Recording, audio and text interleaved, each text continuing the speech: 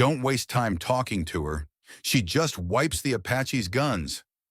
A young mechanic smirked. To them, Marina Holt was just the woman who wiped down the guns. A pair of hands, not a name worth remembering. Then the hangar was alive with the usual chaos. Mechanics shouting, tools clanging, engines roaring. But when Major Donovan Rafe stopped mid-stride, the noise seemed to vanish. His eyes locked on a faded black and gold patch on Marina Holt's sleeve. A symbol that wasn't supposed to exist. Within minutes, whispers spread. Officers who'd never noticed her before stood at attention. They thought she was just an armory tech, until the ghost from a unit erased from history stepped back into the light. The desert night was still clinging to the air when Marina Holt stepped into the cavernous hangar of Forward Operating Base Sentinel. She always arrived before the first rays of sunlight spilled over the horizon, when the world was quiet and the metallic scent of oil and steel hung heavy. The AH-64 Apache waited for her in the same corner each morning, its hulking silhouette barely visible in the half-light. Her hands, already in black gloves, carried the small roll of tools she knew as intimately as her own heartbeat. Marina's work was methodical, a precise rhythm of checking, cleaning, and calibrating the 30mm chain gun mounted beneath the Apache's nose. She could take it apart blindfolded and put it back together with every bolt torqued to perfection.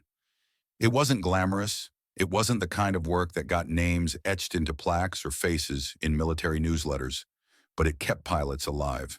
And yet, no one seemed to notice. This was the life she had chosen, or more truthfully, the life she had allowed herself after walking away from another one. Many veterans, after years of service, choose anonymity over ceremony. They trade the noise of metals clinking on their chests for the quiet satisfaction of doing a job well without anyone clapping for it. For some, it's survival. For others, it's a way to heal without explaining the scars. Marina understood both kinds. She was both kinds. The hangar began to stir behind her. Voices rose, the clang of tools against metal echoed, and the thrum of a compressor kicked in somewhere down the row. It was the familiar chaos of a military morning. She didn't turn to look. She didn't have to. She had learned long ago that blending in meant never making eye contact, never inviting conversation. Don't waste time talking to her. She just wipes the Apache's guns. The voice came from one of the younger mechanics, his tone dripping with condescension. She didn't even flinch. The words landed like pebbles against a wall that had been reinforced years ago. Another snicker followed, joined by a mock salute as two others passed by. To them, Marina was just a pair of hands, not a name worth remembering. She was the figure in the background of their days, the one who kept to herself and never complained, so they assumed she lacked the skills or the rank to matter. In the mess hall, she often found herself eating alone, a silent island in a sea of laughter and half-shouted stories. More than once, she had been interrupted mid-sentence at the supply depot, her words dismissed in favor of a lieutenant's passing request. She understood the hierarchy, the invisible ladder everyone climbed in this world. Combat roles and high-visibility assignments sat at the top. Support roles, no matter how essential, often sank to the bottom. She could live with that.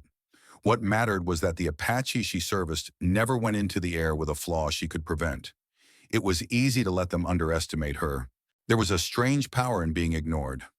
No one saw your hands moving where they shouldn't, or your eyes catching details others missed.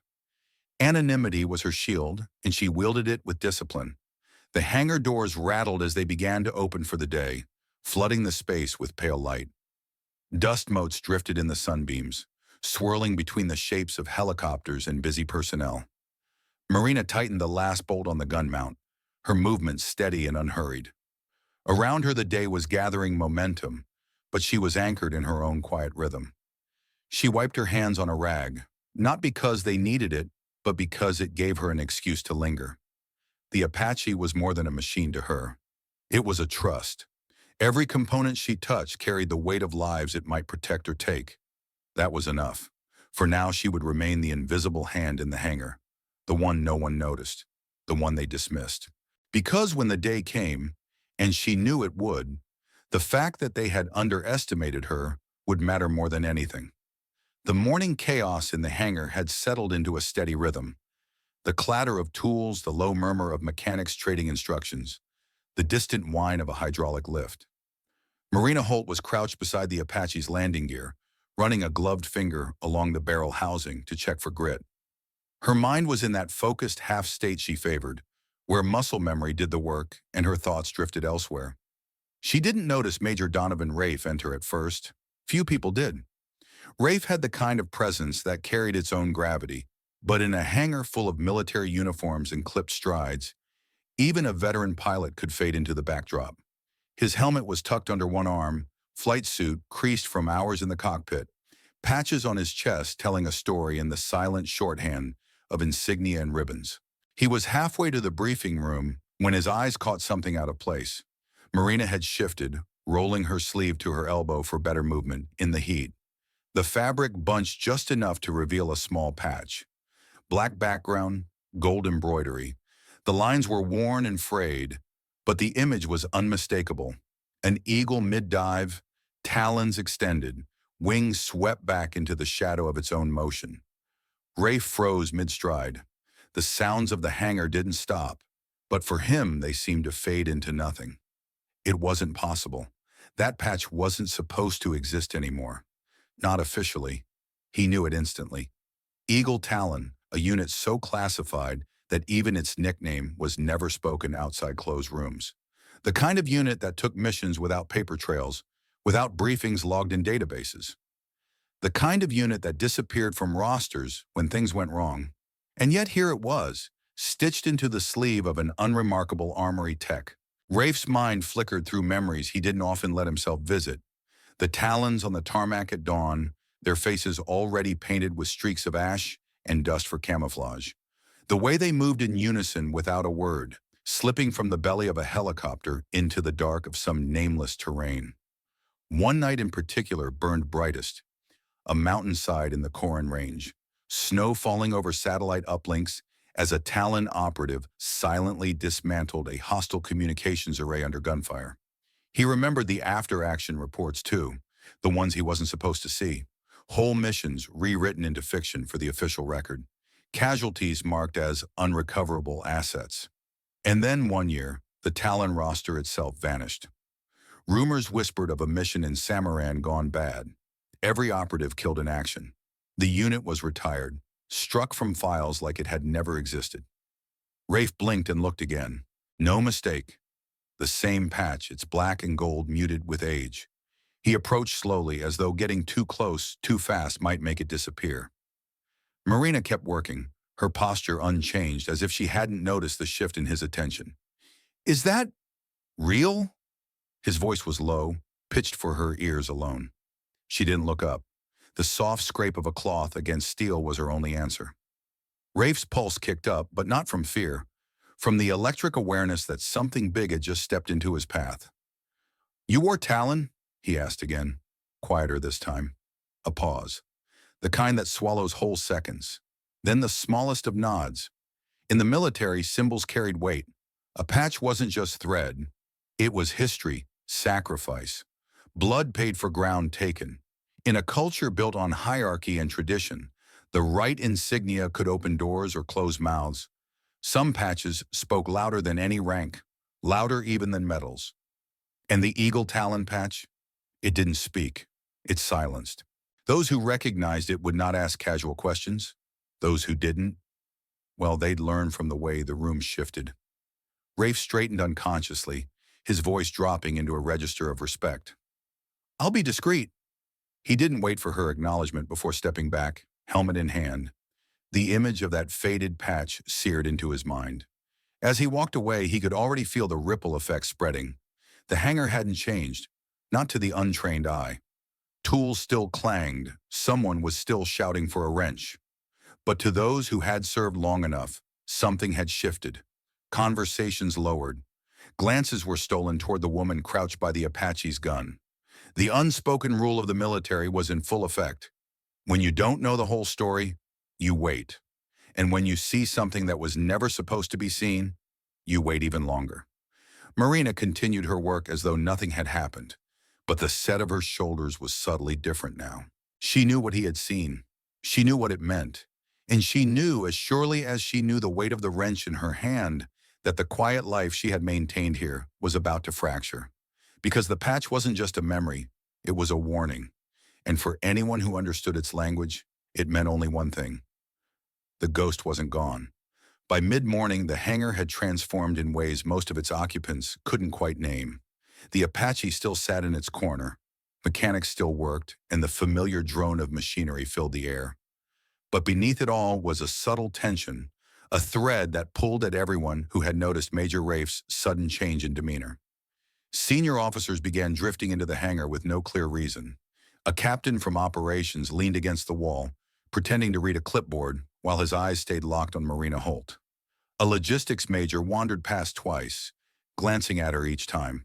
It wasn't curiosity from strangers. It was recognition from those who knew exactly what that black and gold patch meant. The air felt denser. Conversations were shorter. No one joked in her direction now. Up in the observation office, Colonel Harris Vance watched it all unfold. Vance was a tall man with silvering hair and a habit of reading people the way others read field reports. His years in command had taught him that soldiers could fake everything except the way they reacted to certain triggers, like the sight of a talon patch. He had heard the rumor within 10 minutes of Rafe's encounter. Within 20, he'd quietly requested a secure line to the Pentagon, and within 30, he had the first confirmation. The patch was no replica. Whoever Marina Holt was, she had earned the right to wear it. That in itself was staggering. Eagle Talon operatives were ghosts by design. The unit had been declared lost years ago in Samaran, a mission buried so deep in classified archives that even base commanders like Vance knew little more than the name. If one of them was alive, it raised more questions than he could afford to ask in public. Vance descended from the office without a word to his aide, his boots striking the metal stairs in a steady rhythm. Crossing the hangar, he didn't announce himself, just stopped a few paces from where Marina was securing a panel on the Apache's gun mount. "You keep your head down well," he said quietly. Marina didn't look up. "It's easier that way." For a moment, they stayed like that, her crouched over the weapon, him standing just behind her, the noise of the hangar forming a kind of shield around their conversation. "You chose this job to disappear," Vance said. It wasn't a question. She tightened the last bolt before replying. "The work's important. It doesn't put me in front of cameras or at ceremonies. No one asks too many questions if you're the one keeping their hardware from jamming." It was a calculated choice, and she had made it the day she walked away from what was left of the Talon unit. Public recognition meant attention. Attention meant vulnerability, not just for her, but for the truth she carried about Samarand. The truth was heavier than any medal she could have worn. There's a difference, she thought, between honor and obligation. Public honor is loud. It fills speeches and writes names into history books. Obligation is quiet. It asks for no audience, no applause. The former can be taken away with a demotion or a scandal. The latter never leaves you. Vance studied her for a long moment. He had commanded soldiers who chased medals like currency, and others who wore their silence like armor. The latter were rarer and far more dangerous when cornered. "You're aware," he said finally, "that word will spread faster than I can contain it." "I'm aware," Marina replied. "But you know as well as I do that most of them won't have the clearance to believe it. They'll dismiss it as a story.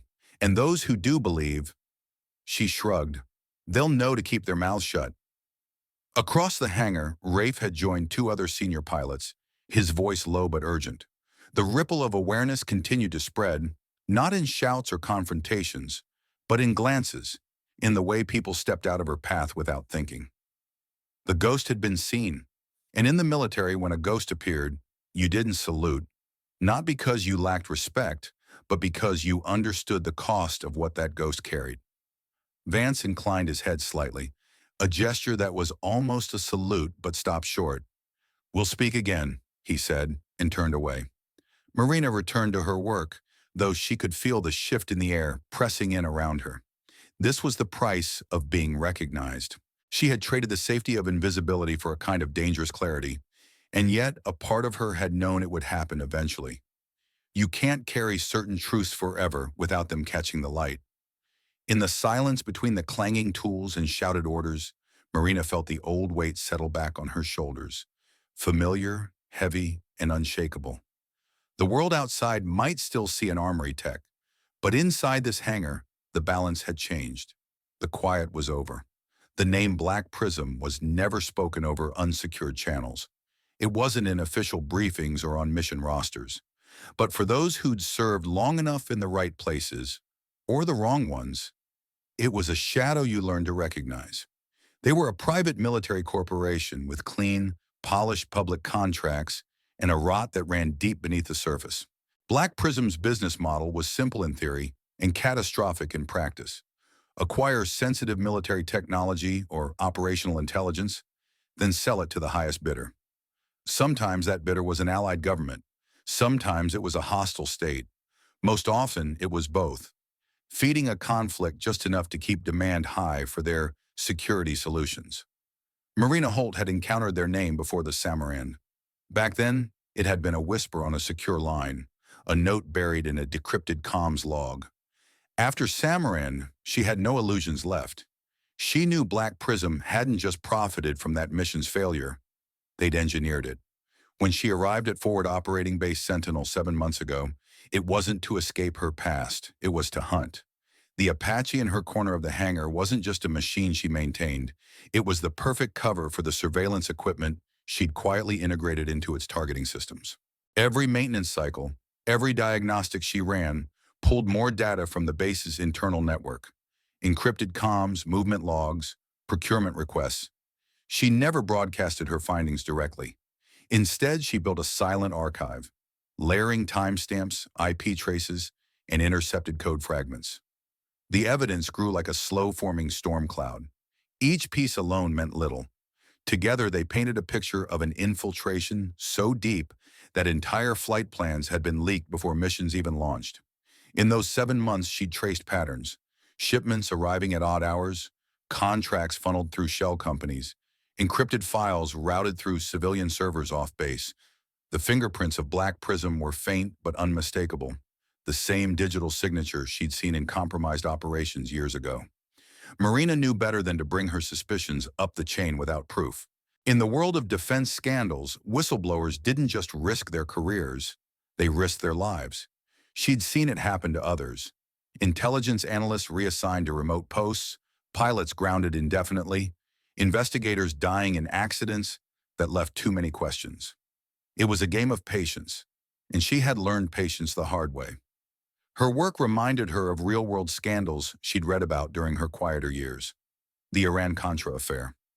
The more recent revelations about contractors overbilling the Pentagon for equipment never delivered. In each case, the public outrage burned hot for a while and then faded, leaving the networks that caused the damage largely intact. The difference here was that Black Prism didn't operate in half-light. They thrived in the dark, not caring about headlines, only the flow of contracts and the control of information. Once they had their hooks in a base like Sentinel, they didn't just drain it, they turned it into a node in their own network. That was why Marina hadn't left yet, why she endured the dismissive comments, the mockery, the constant act of being invisible. Every day she stayed, she gathered another thread, and every thread brought her closer to the core. Her archive now sat locked behind a triple encrypted partition, accessible only through the modified targeting system of the Apache she serviced. Anyone looking would see routine maintenance data, ballistics calibration logs, gun housing diagnostics. But with the right access key, the numbers rearranged into a map, a web of compromised supply lines, suspicious payments, and intercepted communications linking FOB Sentinel to Black Prism's operations overseas. It was enough to start a storm, but storms needed timing. Released too soon, and the guilty had room to bury themselves deeper. Wait too long, and the damage might be irreversible. Marina was playing for the perfect moment, the one when pulling the trigger would leave Black Prism exposed with nowhere to run. And deep down, she knew that moment was coming. Shadows like theirs could only move unchecked for so long before they brushed against the wrong kind of light. The warning didn't come as a siren at first. It came as a ripple, the kind of low, nervous current that passes between people who know what to look for. Mechanics glanced up from their tools as a pair of MPs jogged past the hangar entrance, radios crackling with clipped voices. Infirmary medics were already wheeling out supply carts toward the triage tents. Then the sirens started. They weren't the short, testing bursts that occasionally echoed across forward operating base Sentinel. These were the long, rising wails that carried a single message: incoming. The hangar's atmosphere shifted instantly. The mechanics, still in their oil-stained coveralls, moved in practiced chaos, sliding tool chests against walls, pulling tarps over sensitive equipment. One of them, a broad-shouldered corporal named Yates, muttered, "We're not getting out early tonight," as he sprinted toward the Apache's maintenance bay. Outside, the air vibrated with the thump of rotor blades spinning up. Spotlights swept the perimeter. Overhead, a drone's electric hum mingled with the deep, chest-rattling growl of diesel generators. The MPs tightened the base's access points, rifles slung but ready, every movement sharp with the awareness that first contact could happen any minute. Marina Holt emerged from the shadow of the Apache, rag still in one hand, the other already reaching for the secure comm handset mounted on the hangar wall. Her voice was calm, almost too calm. "This is Holt, Armory Tech, Bay 3. Confirm sitrep." A voice on the other end, intense, hurried, replied. Multiple signatures approaching from East Quadrant. Estimated 20-plus personnel. Probable vehicle support. ETA under 20. She hung up without a word and turned back into the hangar. The nearby mechanics froze for a second when she called out, "Seal the west doors and secure the secondary ammo crates." They weren't used to taking orders from her, but something in her tone left no room for debate. In the infirmary, Lieutenant Cole, the senior medic, was snapping on gloves while barking to her team. "Triage categories 1 and 2 get the north end. Anyone critical goes straight to the helipad if we keep it open." The medics worked with grim efficiency, laying out bandages, IV lines, morphine kits. They'd done this before. The MPs were on their comms now, voices low but clipped. "Checkpoint Delta fortified. Alpha perimeter holding. Expecting breach at..." Static swallowed the rest. Marina moved through the hangar like she'd rehearsed this 100 times. She stopped at the Apache, her hands flying over its targeting console. Not to prep for flight, but to open the encrypted partition she'd built into the system. On the monitor, a map pulsed with red blips marking the attacker's projected routes. The data she'd been collecting for 7 months wasn't just intelligence anymore. It was a live tactical asset. "Yates," she called, "get the auxiliary power online. I want this bird combat ready in 10. His eyes narrowed, but he nodded and ran for the generator panel. On the commnet, the voice of Colonel Harris Vance cut through the static. "All units, this is Sentinel Actual. We are at condition red. Repeat, condition red. Lock down non-essential personnel. Defensive positions now." The base was a symphony of urgency. The metallic slam of ammo crates, the whine of hydraulics as blast doors lowered, the sharp click-click of rifles being loaded. From somewhere beyond the hangar came the staccato pop of small arms fire, distant, but close enough to tighten every jaw in earshot. Marina stepped onto the central floor, scanning the faces around her. Mechanics, medics, MPs. "They're coming for the Apache," she said flatly, "which means they'll hit here hard. We hold this position or the rest of the base goes blind." She began issuing assignments as if she'd always been their commander. 2-man guard teams on the north and south hangar doors. Mechanics, strip the workbenches and create cover positions. Medics, set up triage in the corner by the reinforced wall. You'll have cover from incoming fire. No one argued. The sirens still wailed, but her voice cut clean through them, steady and precise. Above them, the PA system crackled to life again. "Contact imminent. All personnel brace for engagement." Marina's gaze lingered on the Apache for a moment, then on the map flickering on the targeting console. Everything she had worked toward, every long, quiet day of being ignored, had led to this point. The enemy was almost here, and she was ready to meet them. The cockpit of the AH-64 Apache was a world apart from the chaos outside. Inside, the air was tight and metallic, filled with the faint scent of hydraulic fluid and heated electronics. Every switch, dial, and display was alive.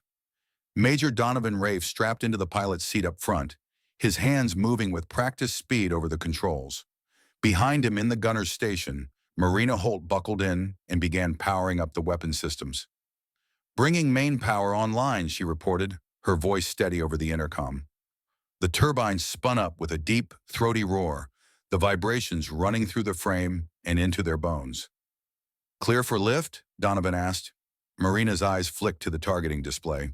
Nothing yet, but the base perimeter was a storm of movement. Clear for now, let's make it count. The Apache surged upward, its rotors chopping the night air. From this vantage, the base lights looked like a scattering of jewels on the desert floor, each one a potential target if the enemy got through. As they banked east, Marina's display lit up with a sharp, insistent tone. Missile lock, 2 o'clock low. Donovan didn't hesitate. Flares! Marina hit the countermeasures release. The Apache spat out a spray of glowing magnesium flares, each burning bright against the night. The missile streaked toward them, then veered off, confused by the false heat signatures. It exploded harmlessly in the distance, the shock wave a muted thump through the hull. Nice timing, Donovan said, eyes never leaving the train ahead. Don't get comfortable, she replied. They'll have more. In action movies, these moments play out as long, choreographed dances, the pilot bantering with the gunner, the enemy conveniently appearing in sequence. In reality, it was faster, messier, and far more chaotic. Targets didn't wait their turn. They came in clusters, from multiple angles, forcing split-second decisions where the wrong one meant you didn't get another. Another alarm wailed. This time it was a radar-guided anti-air system lighting them up from a ridge ahead. Marina's targeting reticle swept the hillside, locking onto the faint outline of the launcher. Got it! Lacing! Donovan pulled the Apache into a low strafing run, the earth rushing beneath them in a blur of shadow and sand. Marina squeezed the trigger. The 30mm chain gun erupted with a hard, percussive rhythm, each round a glowing arc of tungsten and tracer. The ridge flashed once, twice, then the launcher vanished in a bloom of fire and debris. Target neutralizing, she said, already scanning for the next threat. Multiple inbound, Donovan warned, his voice clipped. 2 more launch signatures bloomed on the scope, one from the valley, one from the far ridge. Brake left, hard, Marina called. The Apache banked sharply, pressing them into their seats. Tracers clawed at the night sky behind them, a few close enough to rattle the fuselage with sharp metallic pings. Marina's hands flew over the console, designating the Valley launcher first. A Hellfire missile leapt from the pylon, streaking across the distance before smashing into its target in a burst of white-orange fire. One down, she said. Donovan angled toward the ridge. Hold steady! Steady's not an option, Marina cut in, launching a burst from the chain gun that tore through the ridge position just as they cleared it. No explosion, just a smoking ruin where the second launcher had been. Silence returned to the cockpit except for the thrum of the rotors. Marina exhaled slowly, eyes still scanning her displays. This isn't over. They know we're up here now. Donovan nodded. Good. Let them know. The Apache banked again, diving toward the next waypoint. Out here, there were no dramatic musical swells or perfectly timed explosions. Just the relentless work of staying alive long enough to finish the mission. And in that, there was no margin for error. The desert sky was just beginning to pale, the first hints of dawn bleeding into the black. The Apache settled onto the tarmac with a shudder, its rotors winding down in slow, heavy arcs. Mechanics and MPs rushed forward, but before they could reach her, Marina Holt was already unstrapping, sliding down from the gunner's station with the same quiet efficiency she brought to every task. Major Donovan Rafe climbed out behind her, pulling off his helmet. We've still got a fight to finish, he said. Marina didn't slow. You do, she replied, her eyes scanning the base perimeter where the smoke of the night's battle still clung to the air. Mine's elsewhere now. She walked toward the hangar without looking back, heading for the Apache she'd spent 7 months preparing. Inside its systems, the evidence against Black Prism sat like a live charge, ready to blow open a network that had been untouchable for years. She transferred the encrypted archive to a small battered drive and slid it into a sealed pouch. On the workbench, she left a single envelope marked for Colonel Harris Vance. Inside was a handwritten note. Colonel, the files will find their way to the right hands. Don't try to trace me. You'll waste time we don't have. Keep the base clean. Protect the people who don't know they're already in the crosshairs. Some storms need to be carried alone. MH. By the time Vance opened it an hour later, she was gone. No one saw her leave. One MP swore he spotted a lone figure boarding a supply convoy at dawn, but there was nothing on the manifest. In the days that followed, the rumors would spread about the battle, about the patch, about the woman who'd vanished before anyone could ask the right questions.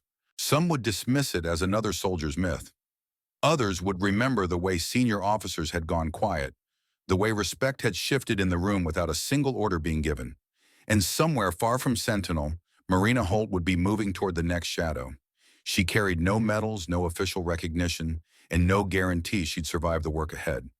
But the truth she bore about Samarand, about Black Prism, about the cracks in the armor everyone thought was solid, was hers to guard.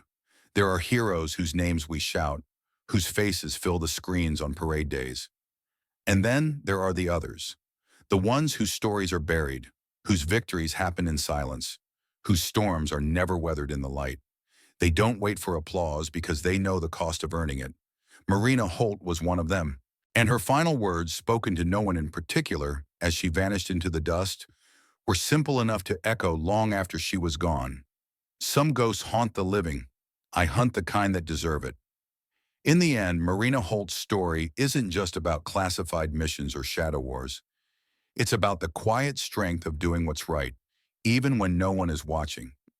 In today's world, that lesson still matters.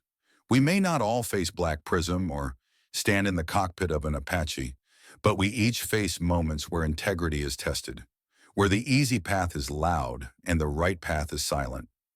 In American life today, the Marinas are everywhere. The teacher who goes the extra mile without recognition, the neighbor who checks in on veterans, the volunteer who shows up before dawn. They remind us that heroism isn't always in the headlines. Sometimes it's in the everyday choices that protect and uplift others. So I'll ask you, what do you think? Do quiet heroes deserve the same recognition as those in the spotlight? Or is there power in staying unseen? Share your thoughts in the comments. I'd love to hear them. Thank you for spending your time with this story. If it moved you, please like this video, subscribe for more untold chapters, and share it with someone who believes in the strength of silent courage. Some battles change the world, even if the world never knows they happen.